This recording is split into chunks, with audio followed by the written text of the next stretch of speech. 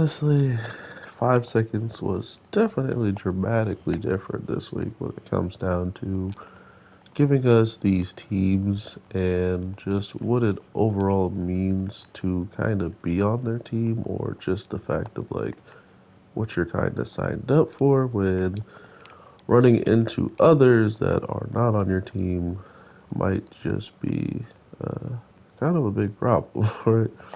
Um, Overall, I think this team thing is a interesting addition, but at the same time, it doesn't really feel all that real, right? Like the teams could probably not exist as quick as the cat doesn't want them to exist, right? Like that's how I feel about the teams is they're only here until like someone doesn't want them to be here, So if you really want to have your team, you better hope that that cat doesn't, want something different for you. So that's how I feel about that.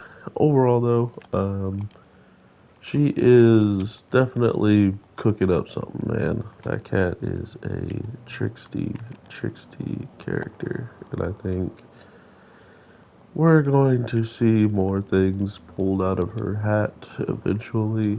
And right now, even this older men are everybody's kind of skeptical, right? Like after probably being here for some time, or at least being here at all, you build up a little bit of skepticism just because things usually aren't as they seem, especially with our main character's power.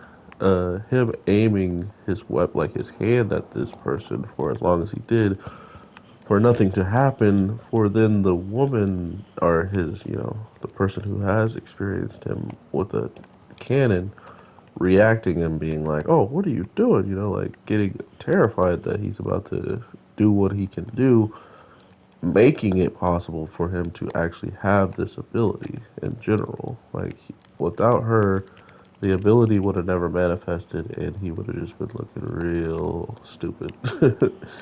And that's kind of the big in all of it is, like I was saying, if people do not believe you have a cannon, you do not have a cannon anymore, right? Like that is not what you can use in your situation anymore.